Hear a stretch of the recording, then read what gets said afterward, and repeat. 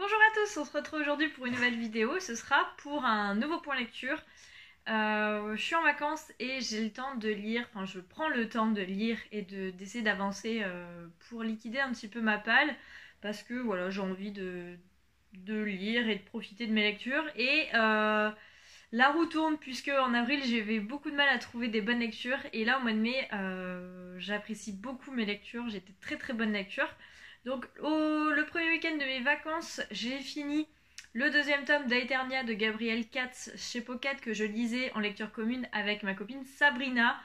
Donc on a lu le premier tome tout début du mois, les premiers jours de mai, et du coup on a enchaîné avec le tome 2 que j'ai plus apprécié que le tome 1 pour ma part. Alors je crois que Sabrina c'est le contraire, même si elle appréciait la duologie. Moi j'ai mieux aimé, j'ai trouvé que c'était moins gaga. Déjà on voit moins Les Marek, qui était vraiment le point négatif pour moi dans le premier tome, il m'avait gonflé. Et on parle plus de la quête et de Desméon, qui est un des personnages que j'avais beaucoup plus apprécié dans le tome 1. Donc voilà, pour ça j'ai préféré. Après c'est de la bonne fantaisie je pense. C'est vrai que j'en lis pas beaucoup, c'est pas forcément mon genre de prédilection. Mais ici la plume est hyper abordable, il y a cet humour qu'a Gabriel Katz et du coup je pense que je lirai d'autres livres de l'auteur pour essayer de découvrir d'autres livres de fantasy. Même si ça reste pas forcément mon genre, donc c'est pas un truc que je lirai tout le temps, mais une fois de temps en temps, ça fait du bien changer et du coup j'ai bien aimé cette duologie. Ensuite, on change de genre puisque j'ai lu Kodak 632, Le secret de Christophe Colomb de J.R. Dos Santos chez Pocket. Ici, on est dans de l'historique puisqu'on va retrouver Thomas qui est un professeur d'université au Portugal, à Lisbonne. Et il va se retrouver dans une histoire où il va devoir reprendre les recherches qu'effectuait un de ses confrères qui est décédé sur les États-Unis. Donc c'est une fondation sur les États-Unis qui va le financer. Et il va devoir enquêter, reprendre où en étaient les recherches du professeur. Et du coup, on va en apprendre davantage sur Christophe Colomb, notamment sur les secrets de son origine, puisque même encore maintenant, il y a énormément de tabous, de secrets sur la véritable origine de Christophe Colomb. Est-ce qu'il est espagnol, portugais, italien? Voilà, il y a pas mal de choses. On en apprend énormément dans ce livre. Donc c'est une fiction, mais grandement inspirée de faits réels. Et du coup, j'aime beaucoup. Je lirai d'autres livres de J.R. Dos Santos où on retrouve le personnage récurrent de Thomas.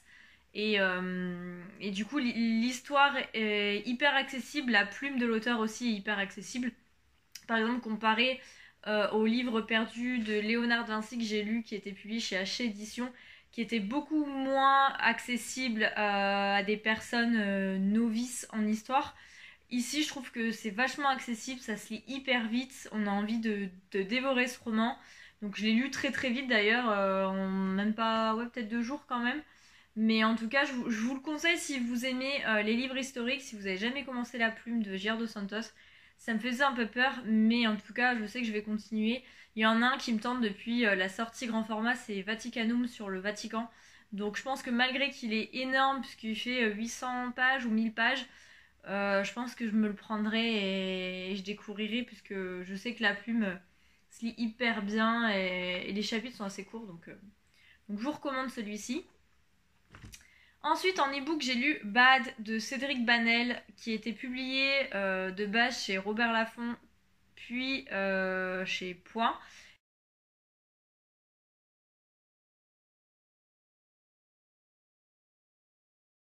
Il a reçu pas mal de prix, il fait partie d'une trilogie, donc c'est le deuxième tome. J'ai pas lu le premier tome qui est L'homme de Kaboul, mais ça gêne pas forcément de l'histoire, c'est juste qu'on retrouve les mêmes enquêteurs. Ici, on va partir sur une enquête de petites filles qui vont être retrouvées. C'est des petites filles qui vont être retrouvées mortes dans une tenue d'apparat, de mariage, etc. Tous les 40 jours ou quelque chose comme ça. Il y a une deadline à chaque fois. Ou 10 jours peut-être. Je crois que c'est 10 jours parce que c'est à peu près 3 par mois, 3-4 par mois. Donc ça va être une dizaine de jours.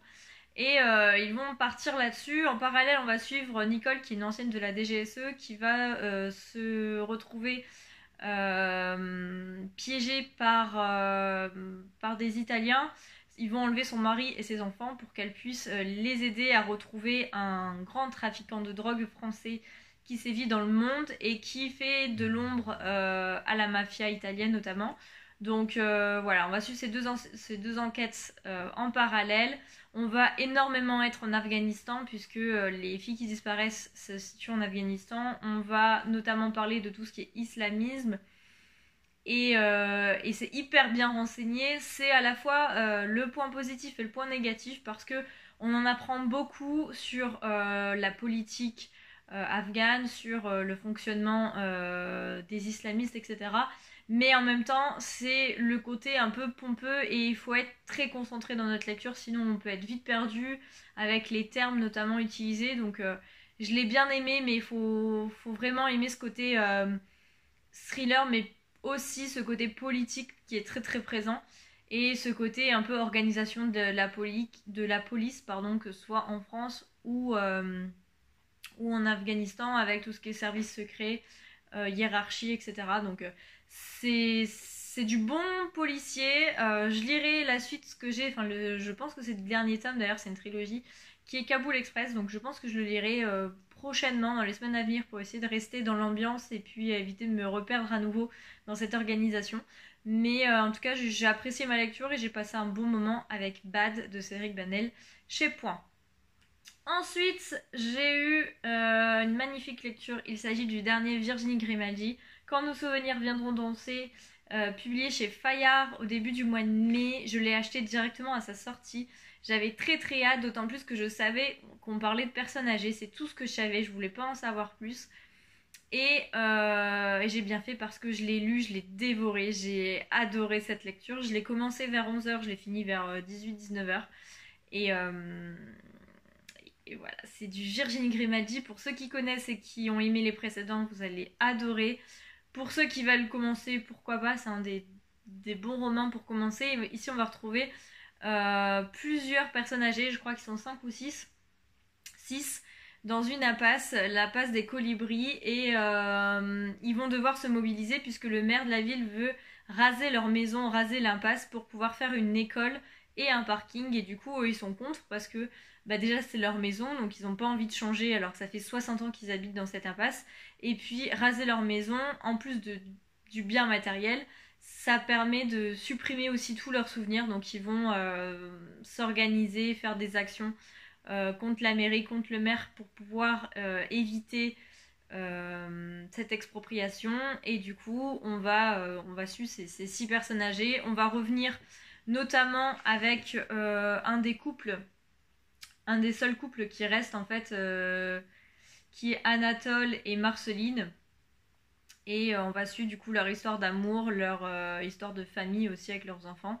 Et on va suivre aussi l'évolution des enfants et des petits-enfants des personnages. Et du coup ça permet d'être vraiment inclus dans cette impasse. On a l'impression d'y vivre, ou alors on a envie d'aller dans cette impasse, rencontrer ces 6 personnes âgées et de les soutenir. Comme d'habitude, les personnages du roman sont très forts. On ne peut que s'attacher aux personnages. Il y a pour tout, pour tous les goûts, mais vraiment Virginie Grimaldi a ce talent pour écrire des super belles histoires où à la fois on a envie de rigoler, à la fois on a envie de pleurer, parce que la plume et les mots utilisés, les punchlines sont toujours aussi drôles et on pouffe de rire à chaque page. Mais en même temps, l'histoire est très émouvante et nous rappelle beaucoup de souvenirs. Notamment, j'en parlais en story sur Instagram. J'expliquais que en lisant ce roman, j'ai énormément pensé à ma vie natale où j'y retourne régulièrement parce que mes parents sont encore présents. Et au fur et à mesure des années, je vois plein de souvenirs disparaître. Notamment un champ où j'allais jouer avec mes tantes qui au final sont devenues une résidence avec des maisons, etc. La place aussi du village, de la ville qui est en train de modifier au fur et à mesure. L'école mon école primaire a été rasée. Enfin bref, il y a plein de choses comme ça où en fait toute mon enfance, on a l'impression que l'enfance disparaît avec puisque quand on y retourne ça n'existe plus, donc c'est que dans la tête. Et Virginie Grimaldi fait aussi un parallèle avec le fait que le jour où nos souvenirs disparaissent, il n'y a plus grand chose pour s'attacher. Et du coup, voilà, c'est très émouvant, très beau. je le garderai, je sais que je le relirai un jour. Et j'essaye aussi de les avoir tous en papier parce que les deux que j'ai lus étaient en e-book et du coup c'est un peu plus compliqué je trouve pour les lire alors que là je peux les passer, je peux les lire, les relire et passer de très très bons moments donc si vous hésitez toujours avec Virginie Grimaldi, je sais pas pourquoi parce que vraiment c'est une auteure à lire et à relire et à partager et foncer sur celui-ci parce qu'il est très très très bien et il est publié depuis le 2 mai chez Fayard. Et enfin, j'ai lu, je l'ai fini ce matin, il s'agit du premier tome d'Agatha Raisin. Agatha Raisin enquête la quiche fatale d'M.C. Beaton chez Albin Michel. Ici, on est dans du pur roman policier anglais où on va retrouver Agatha Raisin qui est une quinquagénaire qui prend sa retraite anticipée. Elle travaille dans une agence de publicité, elle en a marre, elle veut prendre sa retraite et elle s'était toujours dit que pour la retraite, elle partirait dans un village, dans les Cotswolds. Et du coup, elle va acheter une maison, elle va partir. Et pour essayer de s'intégrer dans ce village, il va y avoir une compétition de quiche et elle va participer. Sauf que comme elle est piètre cuisinière, elle va acheter sa quiche pour participer à ce concours. Et malheureusement, un des juges, enfin le juge, va décéder suite à l'ingestion de cette quiche. Et du coup, une enquête va commencer. Et elle va être plongée en pleine enquête et du coup j'ai beaucoup aimé, on se retrouve vraiment dans cette ambiance de policier à l'ancienne parce que je pense que ce roman là ils sont réédités depuis peu mais je crois que de base il était édité en 92, ouais c'est ça, de base il a quand même bientôt 30 ans donc mais on y sent vraiment l'ambiance, on est à fond dedans, j'ai beaucoup aimé le personnage très atypique d'Agatha Raisin, elle est détestable mais au final c'est ce qui la rend attachante et voilà, je sais que je lirai les autres là, je lirai prochainement le 2 puisque mon père a le tome 2 chez lui mais c'est pas quelque chose que je lirai tout le temps mais une fois de temps en temps j'aime bien, c'est un peu comme les séries policières que je regarde à la télé, pareil de temps en temps j'aime bien, c'est surtout en fait l'ambiance et le côté village, le côté cancan etc qui est assez sympathique et ici on le retrouve donc voilà, je vous conseille Agatha Raisin si c'est pas fait et que vous aimez bien les petits romans policiers comme ça, où vous passez un très bon moment de lecture.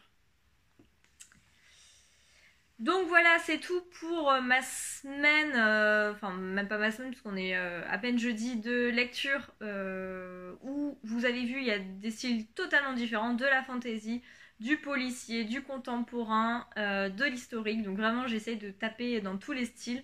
Ça me permet de lire plus et de changer de style et de pas me lasser parce que quand je lis plusieurs du même style à la fois je me lasse un peu donc j'essaye de changer à chaque lecture de style et pour le prochain point lecture je pense que vous aurez aussi de très très bons retours puisque déjà là je suis en plein surface d'Olivier Norek que je kiffe ma race donc je vous en reparle dans le prochain point lecture et puis pareil vous aurez un beau book haul du mois de mai puisque j'ai été voir ma copine Cédrina et je suis revenue avec 10 livres, plus déjà j'avais pas mal d'acquisitions pour le mois de mai, donc, et celui-ci n'est pas fini, malheureusement ou heureusement. Donc voilà, on se retrouve la semaine prochaine pour une nouvelle vidéo. En attendant, je vous laisse et je vous souhaite de très très bonnes lectures. Ciao!